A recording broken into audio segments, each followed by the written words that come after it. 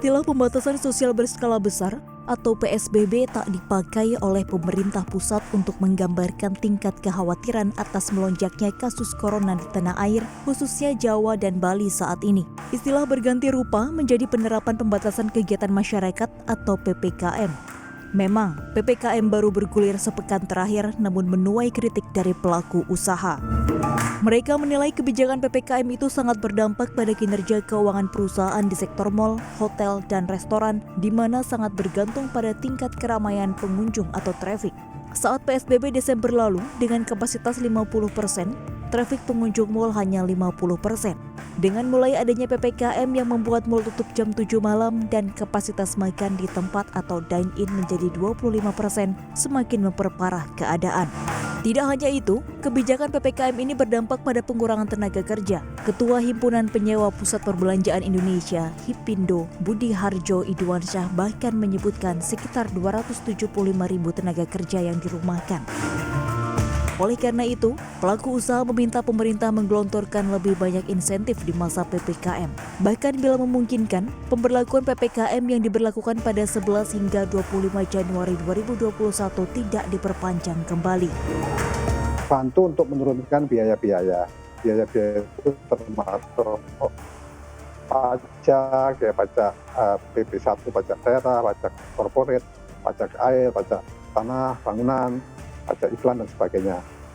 Yang kedua itu adalah bentuk tolong bantu menciptakan demand, menciptakan permintaan. Caranya apa? Caranya acara-acara yang dilakukan oleh pemerintah ya, pemerintah DKI khususnya ya, usahakanlah dilakukan jangan di luar Jakarta, tetapi di Jakarta di hotel-hotel. Untuk masalah layoff ini sangat tergantung daripada bagaimana cash flow perusahaan itu berjalan kan. Kalau cash flow-nya tertekan terus ya otomatis layoff itu tidak bisa dihindari. Jadi kalau kami di Apindo memperkirakan selama pandemi ini selama 1 tahun kemungkinan itu akan ada 30% dari tenaga kerja formal yang hilang gitu, yang memang akhirnya tidak kembali lagi karena situasi ini.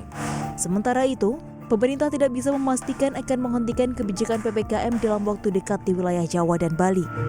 Terutama bila masih tercatat salah satu parameter kriteria pembatasan pada kawasan Jawa dan Bali, seperti tingkat kematian di atas rata-rata nasional hingga tingkat keterisian ruang ICU dan ruang isolasi rumah sakit lewati 70%. 2 minggu ini akan kami evaluasi betul.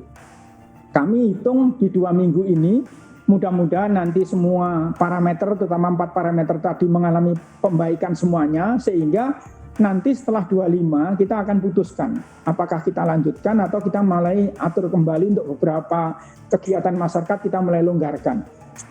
Tujuan kita adalah ingin menjaga keseimbangan pada saat kita mendorong momentum pemulihan ekonomi, kita juga mengendalikan penyebaran atau peningkatan kasus COVID-19 ini. Gelombang rekor kasus konfirmasi corona di Indonesia diramal masih akan terjadi lantaran puncak lonjakan kasus COVID-19 di tanah air diproyeksi bisa berlangsung sejak pekan ketiga Januari hingga pekan pertama Februari 2021.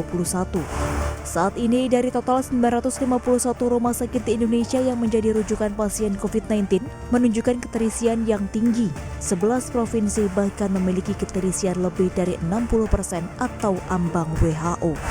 Dan Kementerian Kesehatan berkoordinasi dengan pemerintah daerah terus melakukan kesiapsiagaan dengan peningkatan kapasitas ruang isolasi.